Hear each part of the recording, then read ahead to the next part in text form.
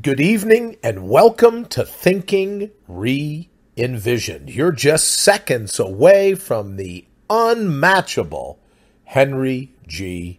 Noel. Believe me, this is the tune-up your cognition has been waiting on.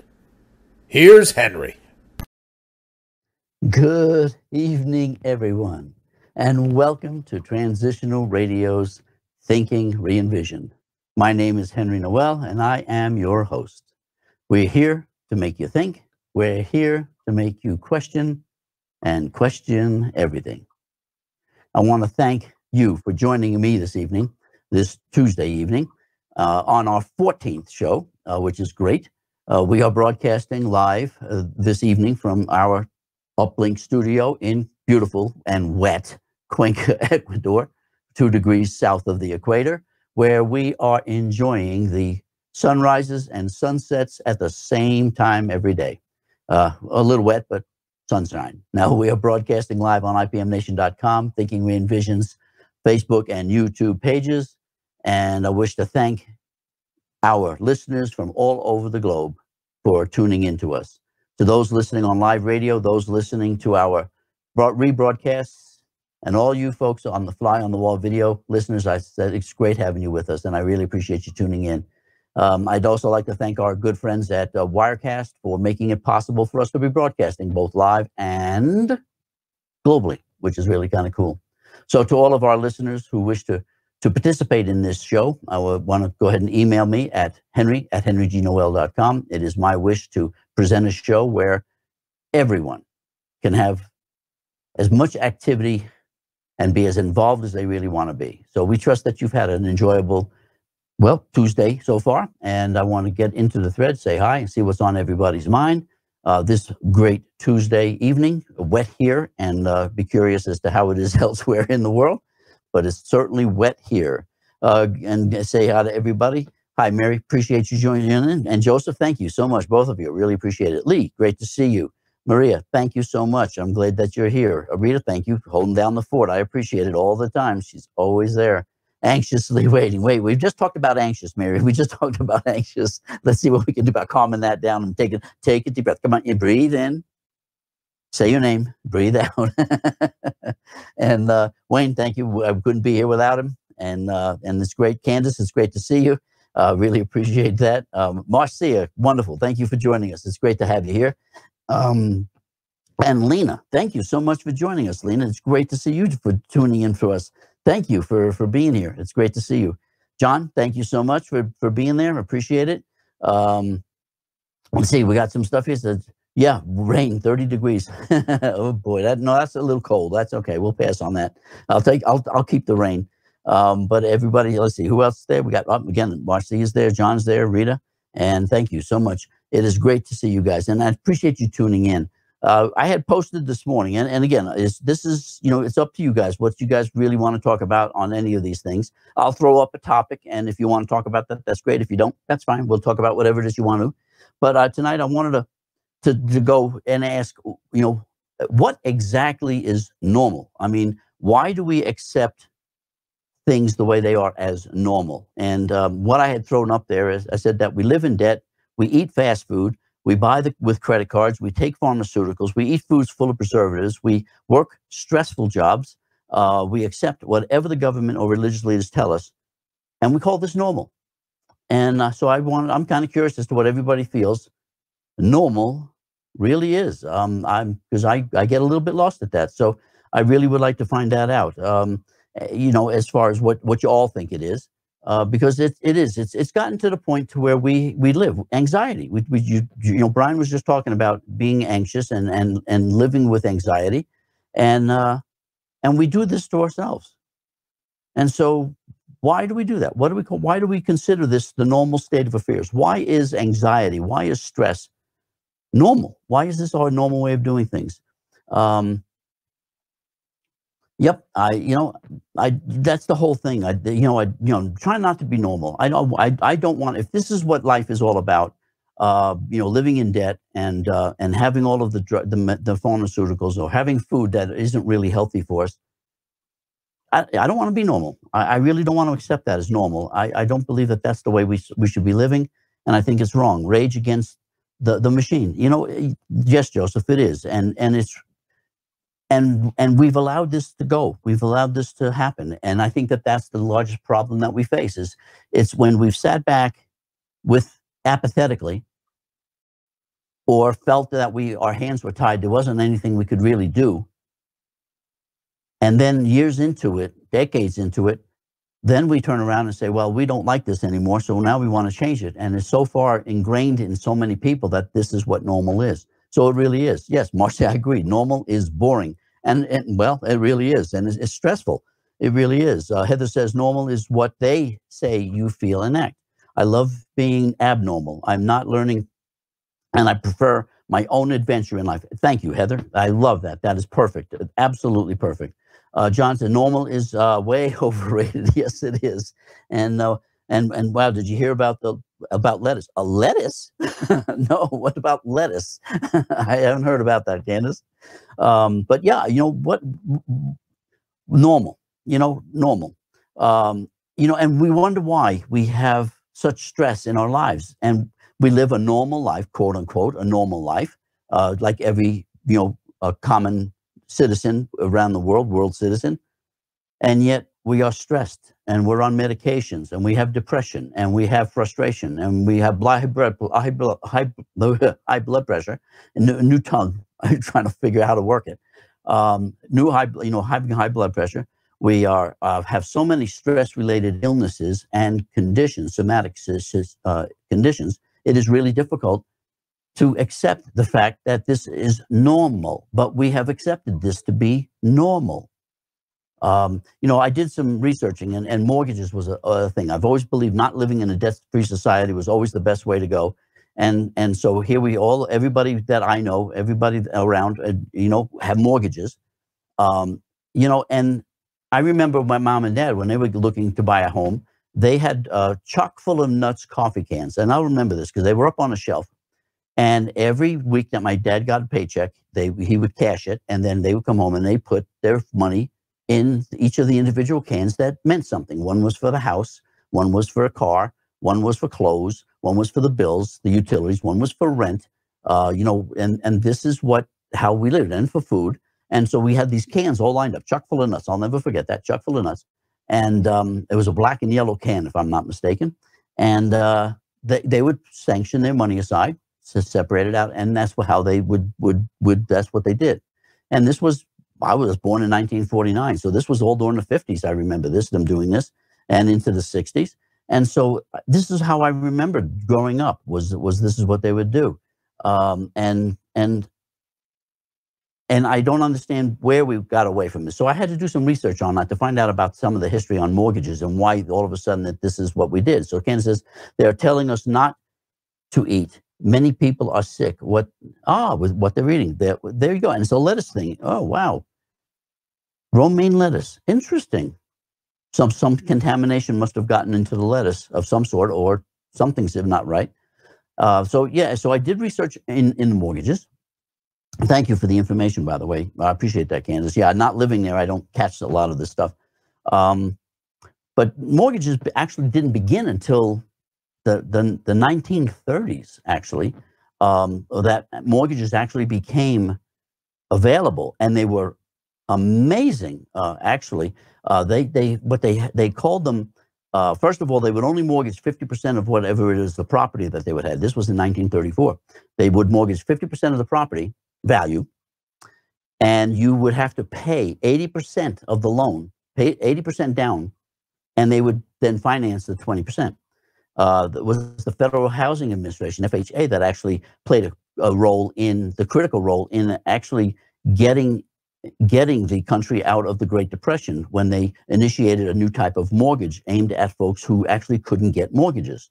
Now, again, the other thing is I always thought it was the banks that did this. I thought it was the banks that were all behind this. It wasn't. It was the insurance companies.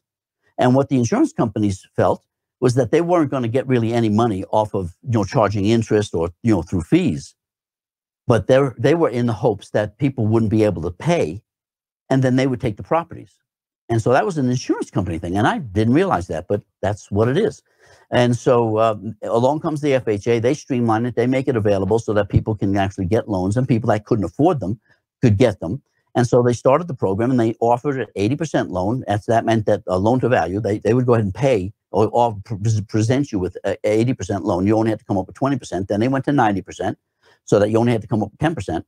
And so by 1949, the year I was born, there was a debt ratio, literally 20. It went from 20% to 73% was the debt ratio. And by the 2000s, it went from the assets ratio actually went from 15 to 41%, which meant we went into tremendous debt. And it was all about being able to buy a house now. And that was what it was all about. So we buy the house now, we have this mortgage over our heads, and we stress we have to make sure we make the payment, because they'll take the house back. So we have that as an issue. And for the life of me, I don't understand why. I mean, again, to me, it's the push that we have to have that now, or we're entitled to it, or whatever the case may be, the quote unquote American dream of owning home ownership. And that's what was fed to us. That's what was fed to the people. And so we all did it and went into debt, and we bought homes, and that's exactly what it was. Now, of course, it was presented that the equity would always rise, and of course we learned that in 2008 that just not the case all the time, and homes went through the floor. And so it's really been a challenge for me to really understand the debt society there. Throw on top of that now credit cards. I mean, during the 20s, when oil companies and hotel chains they were the ones that actually started this thing with this little plastic card that was a credit card that you could actually buy through their company outlets certain stuff if you happen to work for them. It was an employee thing.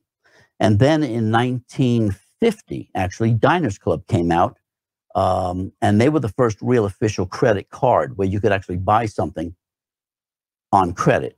And then in 58, 8 years later, American Express did it for travel and for entertainment purposes.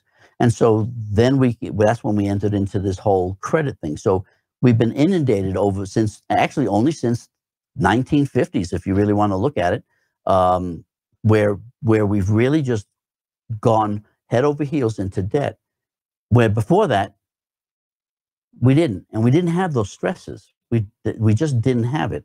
So it was a very interesting thing to learn, and so that's why I thought I'd bring it up and see what is happening with you guys as far as your feelings on it all. Rita says the American dream, what we still want to buy into. Exactly.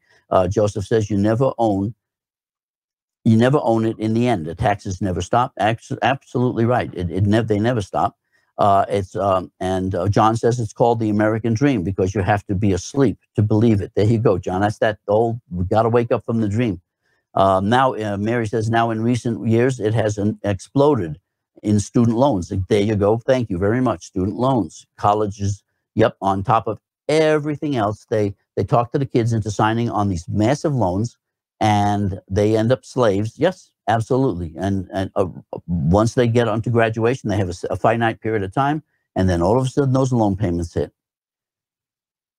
And it is crushing. And when you figure you're starting off your life as a young adult, and you are in debt in the tune of, let's just for an average, if you're going to be a lawyer, you're probably in debt $250,000.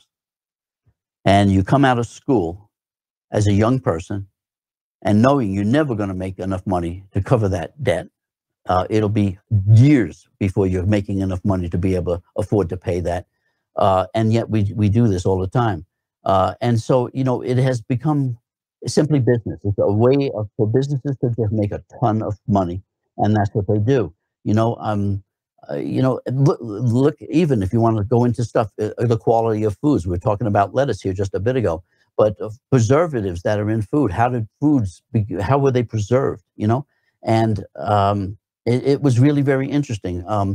Fire cooking, smoking, foods, puts creosote and formaldehyde into the food. I didn't know that, but they did, and that's what it is. And we accept that. They went to sun drying back in about 12,000 BC. That's when that started. preserving jams and jellies and things like that. They prepared. That was about 600 AD. 1400 AD came curing. They actually cured the food, usually with salt. That was the first thing that they would do to cure the meats would be salt. And then refrigeration started in about 1784. Canning, pasteurization, vacuum packing, chemical preserves.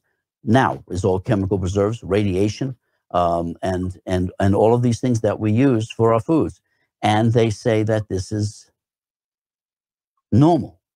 I guess I find it hard. Hi, Kenneth. How are you? Welcome. Thank you for joining us. It's great to see you. Appreciate you stopping in.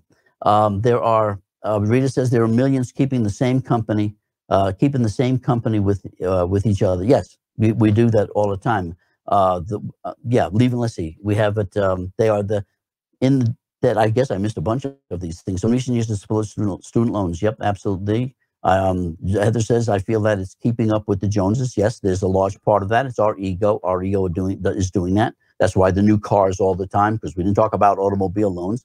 Rita says they are dead in the water before the boat ever leaves the dock. The kids have, God, no chance at all. They really don't, having that weight over their heads. It's really hard. And this is normal. This is normal. I mean, this is normal. I don't get that.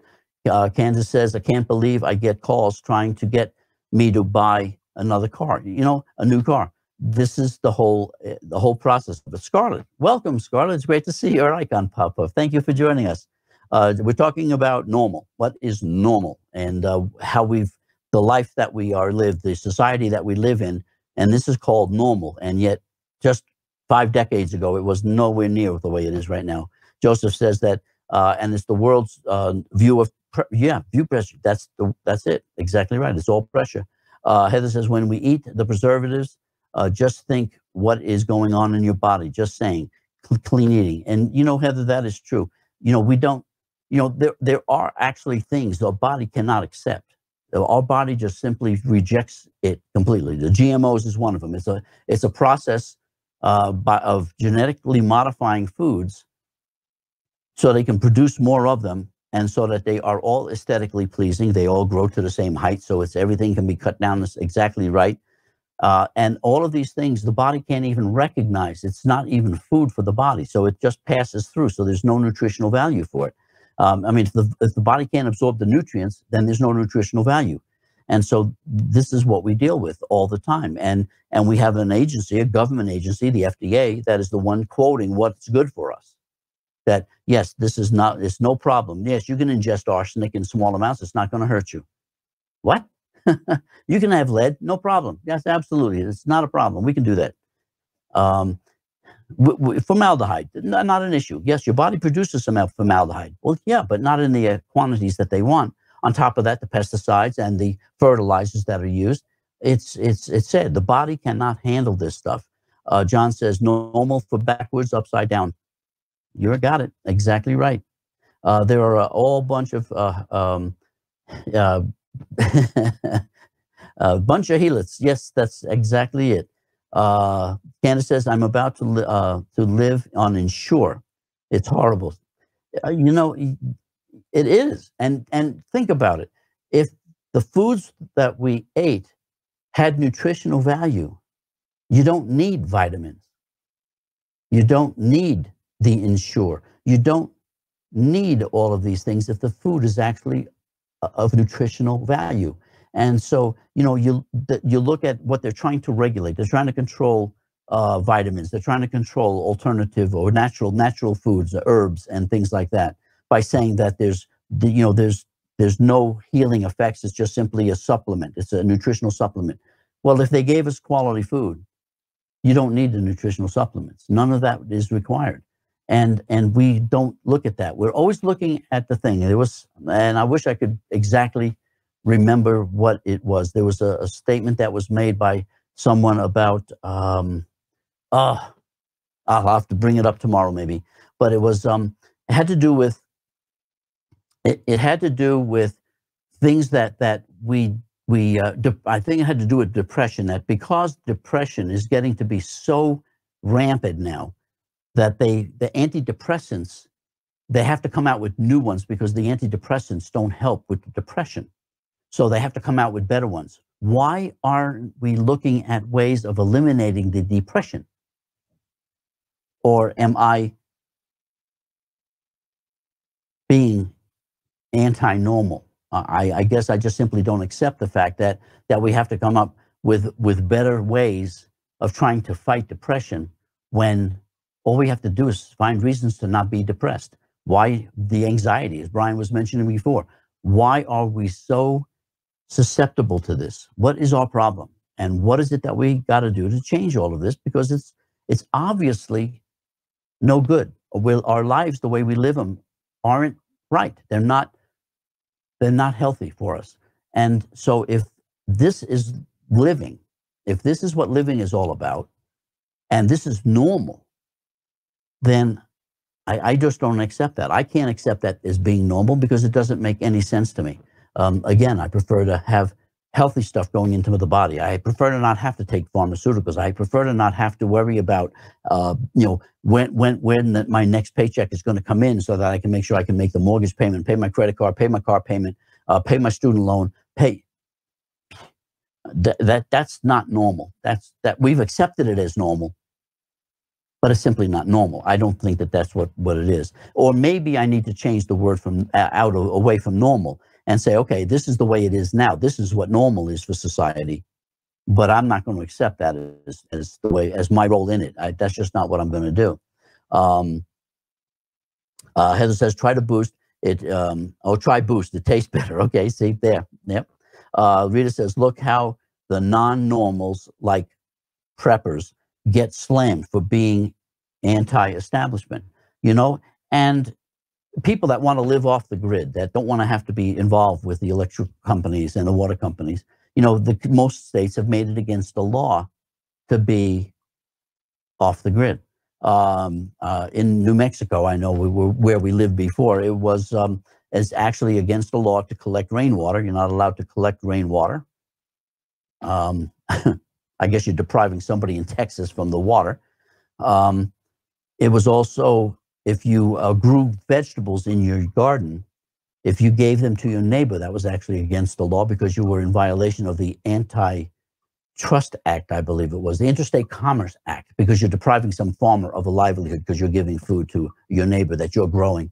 I'm sorry, but none of this really makes any sense. And if that's normal, yeah, I'm not normal. I love not being normal. Mary says, and they want to put all of the little boys on Ritalin. Exactly right, because they can't sit still. And I don't know. I mean, I grew up with the mumps and the measles and chicken pox and scarlet fever and whooping cough and built a natural immunity, because once you have it, you don't have to have anything. Well, with vaccines, you have to have boosters because they don't last. And then, of course, there's the big controversy about what's actually in there: the lead, the formaldehyde, God knows what else is in the vaccinations. But to me, it's the people that vaccinate their children that are upset that kids will go to school who haven't been vaccinated. And I don't understand why they're upset, because if your child's been vaccinated, then what are you worried about? Unless you don't trust the vaccine. In which case, why did you give it to your kid? So there's a lot of questions that I have that we need to start waking up and realizing that normal for society nowadays is not what normal should be. This is not the way it's supposed to be. We're just being sheep, and we're being herd into an unhealthy lifestyle. We're being herded into a very anxiety-ridden lifestyle, stress-induced lifestyle, and it is extremely frightening that that's the way we're going, and we accept it. We simply accept it. John says, because we don't heal, we do patchwork just to keep the money coming in. That's exactly it. Heather says, we used to play outside and run off the energy. Now they sit in front of the televisions and computer games, and they build up all that energy and no release. Candace says that, hey, have you seen the filter straw to drink any water through straw? Oh, really? and it'd be so great if it really works. Oh, so you mean it filters out all the impurities? It's a straw that, oh, that's pretty cool. If it actually works, that's great. You have one. Does it work? It does work, John. Thank you. Wow, that's cool. No, I hadn't even heard about that either. So that's, I guess that's one of the good things of not watching television, listening to the news. But no, you're right. I think the children are the ones that are paying the price for all of this, because they're the ones that have to deal with all of this. They're dealing with the pent up anxieties. They have no exit for the energies. In fact, I know it was people were being actually having their children taken away by Child Protective Services, because they had let their children play in the front yard of their house, and the child services the police were called, and the police showed up and waited for Child Protective Services, took the child away from the parent who was inside the house. And because it was unsafe, they placed their child in an unsafe environment where they could have been taken. Phew. Man, I tell you, it's sad. It's very sad. Mary says, yes, Heather, that's why we have our kids play outside a lot. Yes, you have to. And they work on hobbies like woodworking and fixing old trucks. And that's what we have to do. And they learn something by doing it. That's the key. You're learning something. You're actually learning a trade. You're learning a survival technique. And I think that's great. Candace says that, and John, so those could help so many people. It really can. And I think that's a large part of this. We've accepted all of this crazy stuff that's going on, and all of the rules and regulations that go in that handcuff us. And we follow along, and we try to be good parents. And then, like, all of a sudden, what happens is what we talked about, just the other day or yesterday, babies. Now they don't want to go into giving them a sex now until after they're 4 years old. Yeah, it is really strange. Candace says, let me know where and what kind you have, please. On the filtration, on the filter straw. There you go. Yeah, John, thank you. That would be great. You pop that. That would be interesting to find out. Thank you for jumping in and being involved in this. It is, to me, we have to start identifying the fact and start admitting the fact that this society, the society we live in now, really doesn't qualify under the normal act that I remember. Hey, I'm getting the eyes too now. I like this. Oh, cool. I feel like I'm part of the in crowd now. Thank you, brother. I appreciate that. Where's Brian when you need him, I guess I'm down to about a minute. So anyway, I really did want to thank you all for being involved, and thank you very much for being active on the threads. It really does. This makes life so much more fun for me to be able to field back and forth. And again, pop the questions up there as you need them or want them. And I think you've learned enough now from me. I'll go ahead and I'll answer you. You may not like my answer, but I'll give it to you. So we have to deal with that. Heather says, I use a medical water machine that helps me. No, very good, Heather. Yeah, purify the water. Take out the fluoride. Take out the chlorine. Take out the stuff that's in there. So absolutely. Oops. What's oops? Gotta love them. Gotta love it. All right, folks, listen, thank you very much for this evening. Marcia says normal should be a wake-up call with the grateful heart. Absolutely. Count your blessings. Help someone in need. Share kindness. Let go of what you can't control. Thank you, Marcia. Couldn't say it any better than you couldn't have said it any better than I could have. That was absolutely fabulous. Thank you. And I appreciate that. I might steal that from you. So thank you very much. I appreciate it, everybody. And hang in there. Enjoy. Yeah, breathe, Wayne. Don't be so anxious. Anyway, hasta luego, everybody. Tomorrow, same time, same station. See you mañana.